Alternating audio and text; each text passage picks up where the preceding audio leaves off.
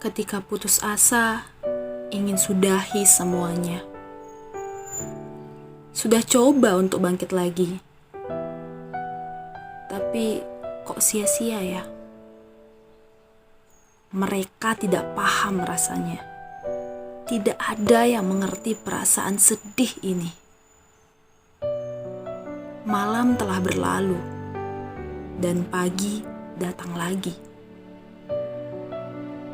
Lalui keadaan yang tidak pasti setiap hari membuat diri lelah sendiri. Kapan ini akan berakhir? Bapak, Ibu, saudara, dan sahabatku, setiap kita pasti pernah mengalami masa-masa sulit. Kegagalan, kekecewaan, kepahitan, keuangan yang tidak cukup, penyakit yang belum terobati, kehilangan orang yang disayang, merasa putus asa dan tak berdaya. Kalau saudara sedang mengalami masa sulit itu, saya ingin katakan bahwa saudara tidak sendiri. Saudara tidak sendiri menanggung beban yang berat itu. Tidak dan tidak akan. Yesus pernah ada pada masa paling berat di dalam hidupnya. Tepatnya ketika malam, sebelum Yesus ditangkap, diserahkan untuk disalibkan. Malam itu, Yesus berdoa di Taman Getsemani. Ia berdoa sepelempar batu jauhnya dari para murid.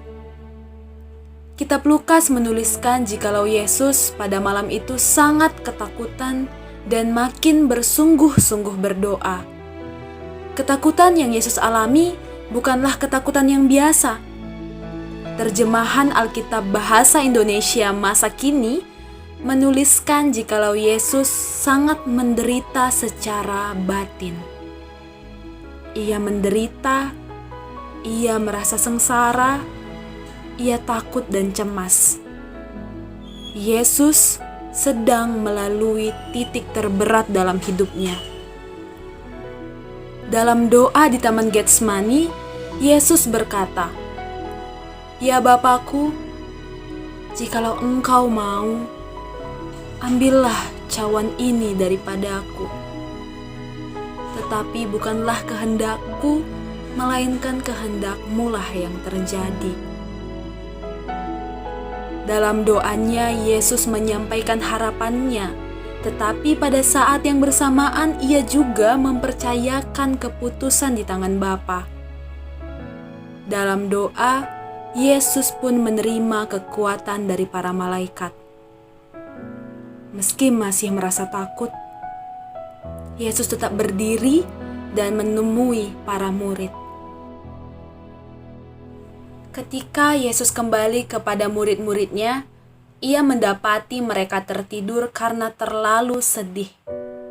Lukas menuliskan bahwa para murid malam itu juga mengalami kedukaan dan kesedihan. Saking sedihnya, mereka tertidur.